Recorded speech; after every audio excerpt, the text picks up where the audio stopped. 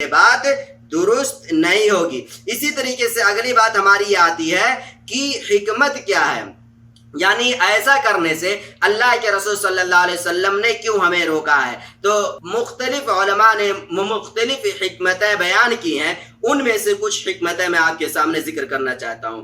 امام خطابی رحمۃ اللہ علیہ نے کہا ہے کہ اللہ کے رسول صلی اللہ علیہ وسلم نے دونوں پیروں میں نعل پہننے کا حکم دیا ہے اور صرف ایک ہی پیر میں چپل یا جوتا پہننے سے روکا ہے۔ اس کی وجہ یہ ہے جب انسان ایک ہی پیر میں چپل یا جوتا پہنے گا تو اسے نقصان پہنچنے کا زیادہ خطرہ رہے گا۔ وہ اس بات سے معمون نہیں ہے کہ وہ راستے میں چلتے چلتے کہیں پر گر پڑے۔ کیوں؟ اس وجہ سے کہ صرف ایک پیر میں اس کے چپل ہے اور ایک پیر میں نہیں ہے، تو اس سے زیادہ امکان ہے کہ انسان کے قدم ادھر ادھر ہو جائیں اور پھر اسے نقصان پہنچ جائے۔ اسی طریقے سے کچھ علماء کا کہنا ہے العدل بین الاعضاء، یعنی اللہ کے رسول نے کہا یا تو چپل جوتا تو دونوں پیروں میں پہنو یا تو پھر دونوں پیروں میں مت پہنو۔ عدل کرنے کی بنیاد پر عدل کا تقاضا یہ ہے کہ یا تو آپ تو دونوں پیر میں چپل یا جوتا پہنے، یا تو پھر عدل کا تقاضا یہ ہے کہ دونوں پیر میں چپل یا جوتا نہ پہنے، لیکن ایک پیر میں پہنے اور ایک پیر میں نہ پہنے، یہ عدل کے خلاف چیز ہے۔ تو گویا کہ یہاں پر لوگوں نے عدل کی بات کہی ہے کہ عدل کی یہاں پر عدل کی وجہ سے اللہ کے رسول صلی اللہ علیہ وسلم نے ایسا کہا ہے۔ اور کچھ لوگوں نے کہا ہے کہ اس طریقے سے پہننا، صرف ایک پیر میں پہننا ایک پیر میں نہ پہننا، یہ شہرت کے دائرے میں چیز آ جاتے ہیں، یعنی اصل یہ ہے اور عموماً یا مطلب اصل یہ ہے لوگوں کے یہاں کہ لوگ یا تو دونوں پیر میں چپل پہنتے ہیں یا تو پھر دونوں پیر میں چپل نہیں پہنتے ہیں۔ اب یہ کہ عرف کے خلاف جب انسان کوئی بھی چیز کرتا ہے تو گویا کہ وہ انسان ہائی لائٹ ہو جائے گا، تو یہاں پر اسی وجہ سے روکا گیا ہے کیونکہ یہ چیز شہرت کے دائرے میں آ سکتی ہے کہ انسان ایک ہی پیر میں چپل پہنے اور ایک پیر میں چپل نہ پہنے، اس وجہ سے روکا گیا ہے۔ اسی طریقے سے اور بھی حکمتیں لوگوں نے بیان کی ہیں، لیکن ایک حکمت یہ بھی بیان کی جاتی ہے کہ صرف ایک ہی پیر میں چپل پہننا یہ شیطان کا طریقہ ہے۔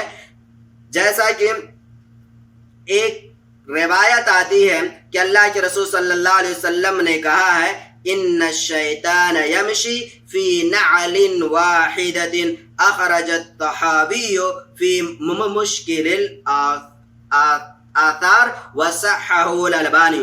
علامہ البانی رحمۃ اللہ علیہ نے اس روایت کو صحیح قرار دیا ہے اور امام طحاوی رحمۃ اللہ علیہ نے اپنی کتاب مشکل آثار کے اندر اس روایت کو نقل فرمایا ہے۔ وہ یہ ہے کہ شیطان صرف ایک ہی پیر میں چپل پہنتا ہے، صرف ایک ہی پیر میں چپل پہن کر وہ چلتا ہے۔ اسی وجہ سے حدیث کے اندر روکا گیا ہے کہ صرف ایک پیر میں چپل پہننا یہ شیطان کا طریقہ ہے۔ اس وجہ سے انسان اپنے دونوں پیروں میں چپل پہنے یا صرف ایک ہی پیر میں چپل پہنے اور صرف دونوں، یعنی کہ انسان یا تو دونوں پیروں میں چپل پہنے یا تو پھر دونوں پیروں میں چپل نہ پہنے، لیکن صرف ایک پیر میں چپل پہننا یہ شیطان کا طریقہ ہے۔ اسی وجہ سے اللہ کے رسول صلی اللہ علیہ وسلم نے اس سے روکا ہے۔ پیارے سامعین، یہ تو عام حالات کی بات ہو گئی، یعنی عام حالات میں اور عرف عام میں یہ چیز ہے کہ انسان یا تو دونوں پیروں میں چپل پہنے گا یا تو پھر دونوں پیروں میں چپل نہیں پہنے گا۔ لیکن اگر کبھی انسان کے سامنے اس طرح کا حادثہ پیش آ جاتا ہے کہ اس کے ایک پیر میں چوٹ آ گئی ہے اور ایک پیر بالکل صحیح سالم ہے، تو کیا وہ اپنے وہ قدم جو بالکل صحیح سالم ہے اس میں چپل پہن سکتا ہے؟ نہیں۔ اور وہ قدم جس میں اسے چوٹ آ گئی ہے اس کے بارے میں کیا کرے گا؟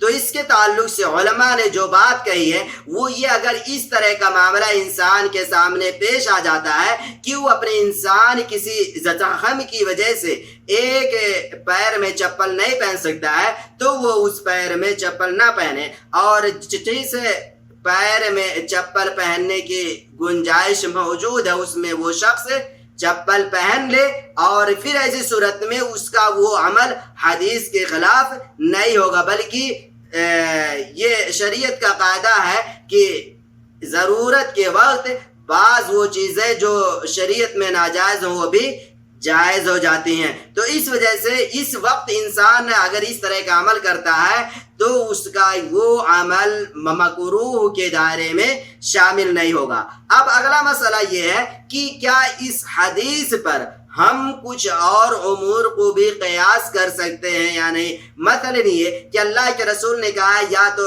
دونوں پیروں میں چپل پہنو یا تو پھر دونوں پیروں میں چپل نہ پہنو، تو کیا ہم اس چیز کو آنکھ پر اور اسی طریقے سے کان پر بھی قیاس کر سکتے ہیں یا نہیں کر سکتے ہیں؟ یعنی انسان اگر چشمہ لگاتا ہے تو اسے تو دونوں آنکھوں میں لگانا پڑے گا یا تو پھر دونوں آنکھوں میں نہ لگائے، یا اگر ایک آنکھ میں لگاتا ہے تو اسی حدیث سے استدلال کر کے کوئی شخص کہہ سکتا ہے اس کا یہ عمل صحیح نہیں ہے۔ تو اس سلسلے میں صحیح مسئلہ یہ ہے کہ کسی چیز کو کسی چیز پر قیاس کرنے کے لیے کل 4 ارکان ہیں، اور ان چاروں ارکان میں سے ایک رکن علت ہے، یعنی جس چیز کو آپ کسی چیز پر قیاس کر رہے ہیں، جس چیز پر قیاس کر رہے ہیں اس کے اندر جو علت ہے، اور جس چیز کو قیاس کر رہے ہیں اس کے اندر بھی اگر وہی علت موجود ہے تو آپ کا یہ قیاس جائز ہوگا۔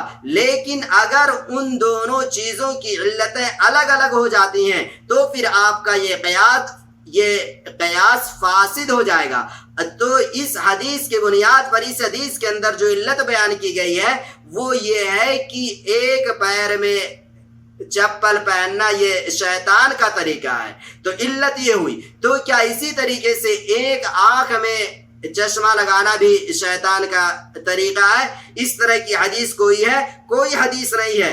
اس وجہ سے آنکھ کے مسئلے کو، یا اسی طریقے سے کان میں استعمال کیا جانے والا ایئر فون یا کوئی اور بھی چیز ہے، کوئی انسان اس حدیث سے استدلال کر کے کہتا ہے صرف ایک آنکھ میں چشمہ لگانا یا ایک آنکھ میں ایئر فون کا استعمال کرنا یہ جائز نہیں ہے، یا پھر یہ وہ شخص کہتا ہے کہ یہ چیز مکروہ ہے، اس کا یہ استدلال اور اس کا یہ قیاس صحیح نہیں ہوگا، اس وجہ سے کہ علت موجود ہے نہیں، علت الگ الگ ہو جاتی ہے۔ تو جب علت الگ ہو جائے گی تو پھر استدلال بھی فاسد اور باطل ہو جائے گا۔